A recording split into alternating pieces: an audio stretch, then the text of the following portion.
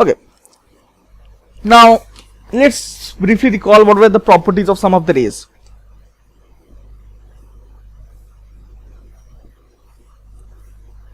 So we'll discuss properties of some special rays. Okay, the first one, as I already told, that rays coming parallel to principal axis converge at focus or appears to converge at focus in case of convex mirror. Converge at focus, this is in case of concave mirror, and it appears to converge in case of convex mirror, right? The second important thing which you need to know is that if the rays are passing through the focus, let's say I have something like this. I have a ray, this is the focus. If a ray passes through the focus, this one after reflection becomes parallel to the principal axis. So this is just the opposite of this case. Rays passing through focus,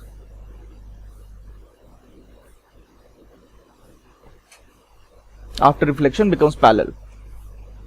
Okay. The third thing, or the third important ray, is that rays passing through the center of curvature. If I have a ray, this is center of curvature. If a ray passes through the center of curvature, it retraces its path. So if I have a ray like this, it is through the center of curvature, it will retrace its path.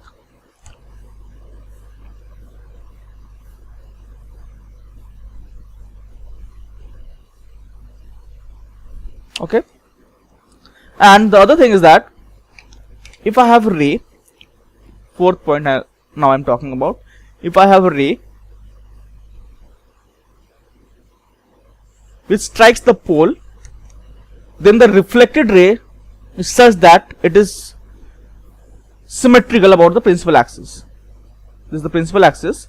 So if this is my incident ray, it strikes the pole, then the reflected ray is such that this two rays are symmetrical about the principal axis. That means this angle is theta, this angle is also theta, and it behaves that like as if at this point is a plane mirror. This is the incidence and this is the reflection. This is symmetrical about this axis, okay.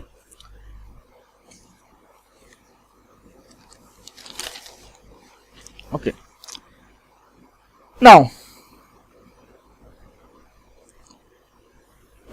you know these properties of some special rays. Now let's discuss some of the properties of concave and convex mirror. I won't go into details, but as a matter of recalling what you have studied till now, you all know that convex mirror always forms a virtual image, virtual, erect and diminished image. The reason being, whenever you have a convex mirror and you have rays striking the mirror, the rays actually diverge. You see that if you have rays coming to parallel to the mirror, they will all diverge, so that when you extend it, they converge here. Okay, so convex mirror always forms a virtual, diminished and erect image. In case of concave mirror, the nature of the image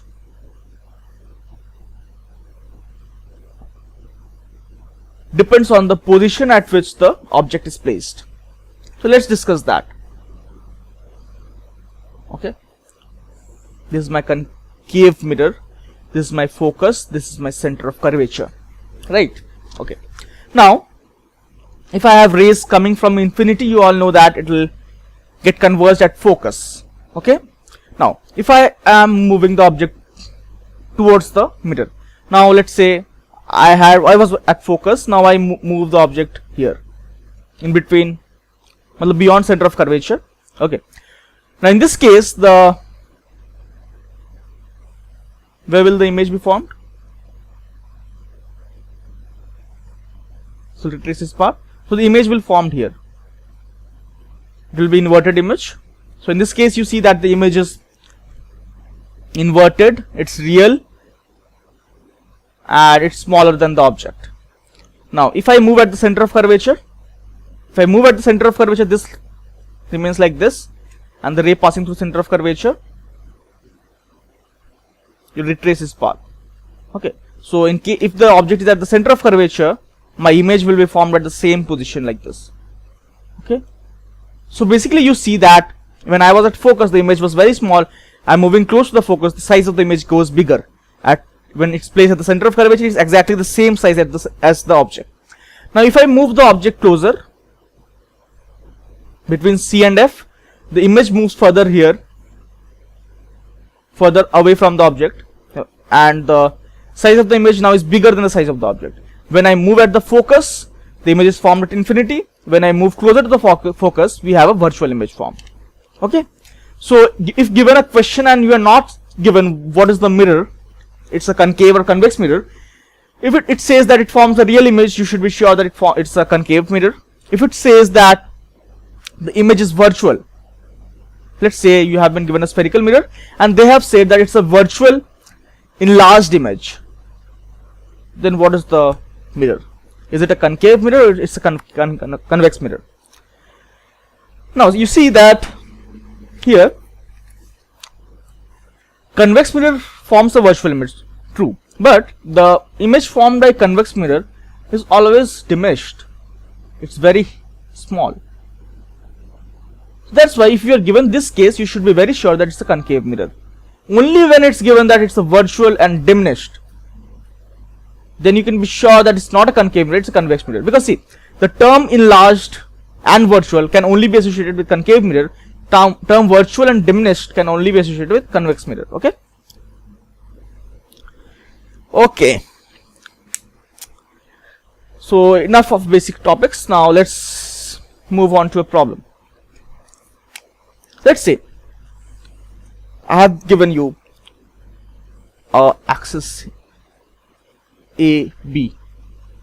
I have given you an object here and I have given you an image location here.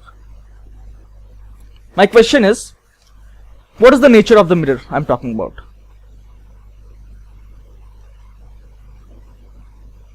I have some mirror here, this is the object and it forms an image here, opposite side of the principal axis. So this is the one side, this is the other side. So my question is, what is the nature of the mirror?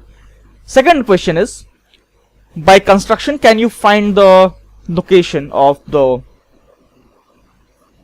pole?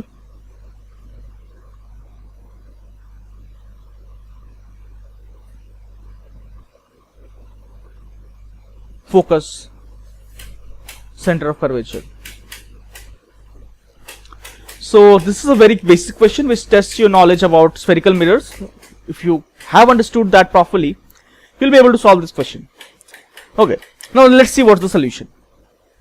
See, it is saying that it is forming an image on the other side of the principal axis. That means the image is an inverted image, right?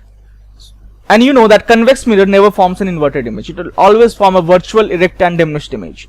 That means this is a concave mirror. Okay, so my mirror is a concave mirror. Now let's see how we can find the pole and other important points on the mirror. Let's say this is OA. I'll draw a point here such that OA is equal to PA. So this is the reflection. P is a reflection of point O. Now let's join PI and extend it. It meets here, and from this let's join these 2 points.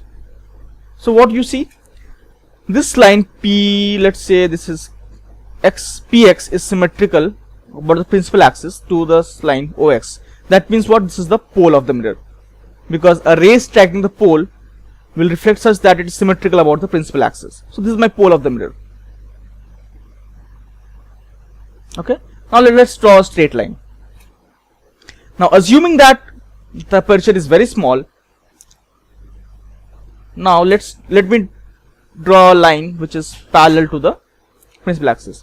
So we have a ray striking here, okay, and the ray has to pass through the image, because this is here where the image is formed. So the ray is passing through this point and it intersects the principal axis at this point. What is this point?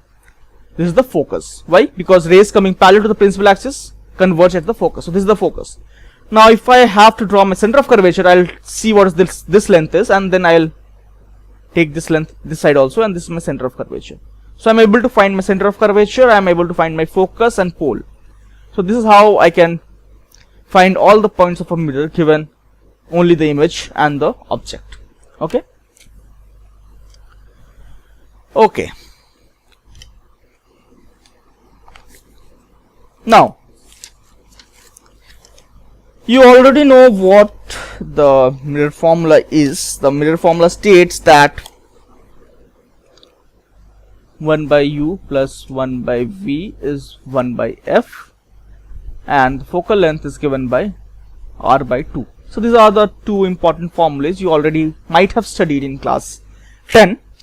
The derivation of this formula you can refer to any standard book where you'll find this derivation. I won't be wasting much time in this derivation.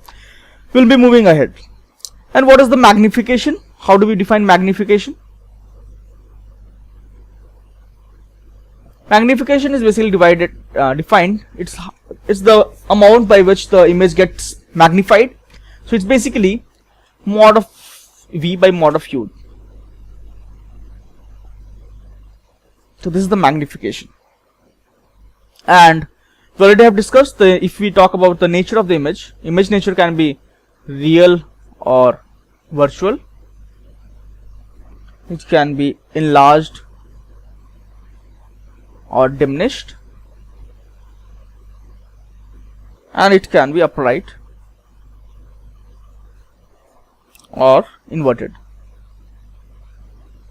Okay, so we have discussed what is the nature of the image, and we have the mirror formula here. Okay, now the question is, how do we apply the mirror formula? And if you recall that in your previous classes you might have studied that says something called the sign convention, which we follow when we talk about the mirrors formula. So let's discuss what the sign convention is.